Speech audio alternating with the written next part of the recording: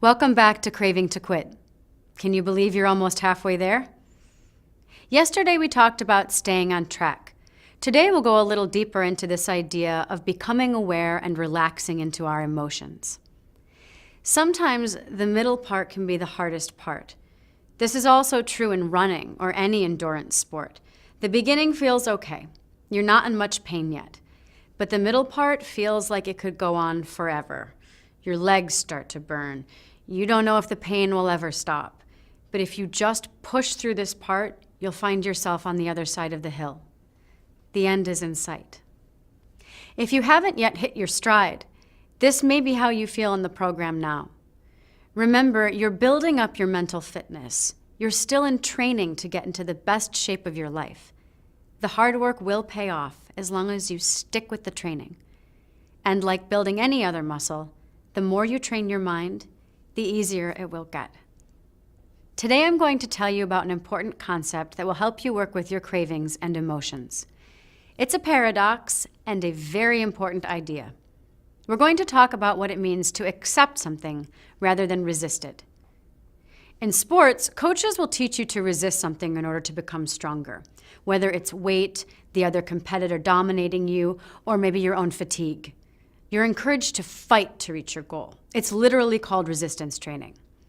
While this idea might work in sports and in other areas of life, in mindfulness, it's the opposite of what we want to be doing. In mindfulness, the idea is to allow things like your emotions and thoughts to come and go without having to act upon them every time. The paradox here is that if we resist what's happening, whether it's a strong emotion arising like anger, fear, or a craving, we actually make things worse. It's like getting into the middle of a raging river and trying to stop its flow by holding an oar. It might work for a short while, but after that pressure builds, we won't be able to hold it anymore. We'll just get washed downstream, exhausted and defeated. Have you heard of Sisyphus from Greek mythology? Sisyphus was a king who was punished by the gods by being sentenced to roll a large and heavy boulder up a hill, only to have it roll down again and again. He had to repeat this for eternity. When we're resisting, we're trying to push the boulder against gravity uphill, and it's exhausting work. A poet named Stephen Mitchell wrote, "We tend to think of Sisyphus as a tragic hero, condemned by the gods to shoulder his rock sweatily up the mountain and again up the mountain forever. The truth is that Sisyphus is in love with the rock. He cherishes every roughness and every ounce of it. He talks to it, sings to it. It has become the mysterious other. Life is unimaginable without it, looming always above him like a huge gray moon. He doesn't realize that at any moment, he is permitted to step aside, let the rock hurtle to the bottom, and go home." It may be hard to believe, but we've built our lives around smoking. We've even fallen in love with it. With mindfulness, instead of pushing against the weight of the boulder or resisting our cravings, we might accept that the boulder wants to roll downhill. That's how gravity works after all. All we have to do is just step out of the way. So it's important to really get to know what resistance feels like, so we can stop doing it. Take a moment to remember a time when you really resisted something, whether it was someone telling you what to do, or an unpaid bill, or getting on the scale. What does it feel like in your body right now when you think of this? Is there tension in your shoulders, or a clenching in your stomach? Perhaps even a subtle closing down, a bracing, a protecting yourself, or even hiding from something. What does it feel like when you're trying to resist a craving? Notice how even the act of resisting takes a bit of energy and doesn't feel very good. You can't keep it up forever. Eventually the dam will burst, or that rock will get too heavy for you to hold up. Mindfulness will help you do the opposite, to notice the craving, relax into it, and then let it go.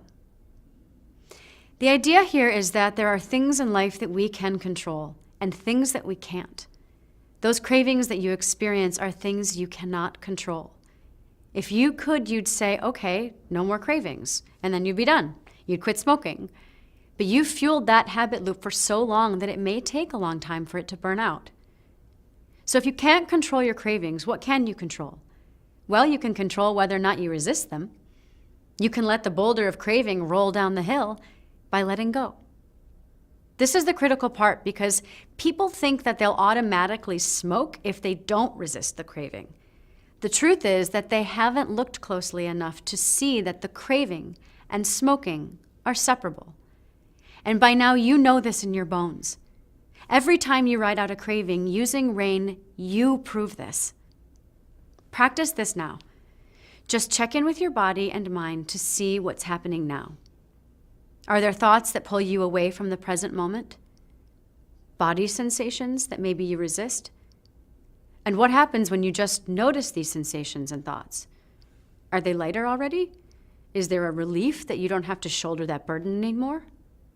Instead of trying to stop or control them, you can just let them flow into and out of your awareness. Just arise and pass away. There's a certain amount of joy in letting these things go, a contentment in being in life rather than resisting it, perhaps even a bit of stillness. So today, may we suggest that your homework is to notice times in your day when you're resisting something. It could be a craving for cigarettes or it could be something else. And just note what's going on, whether it's clenching, tightness, fear, or clamminess. Also, see if you can practice this today as you continue noting emotions. And be sure to notice this joy of letting go, as you'll know you're on the right track. It will also remind you that life and even quitting smoking can be joyful, even if at times it's not easy. Would you like to continue with the goals today of doing short bursts of noting practice?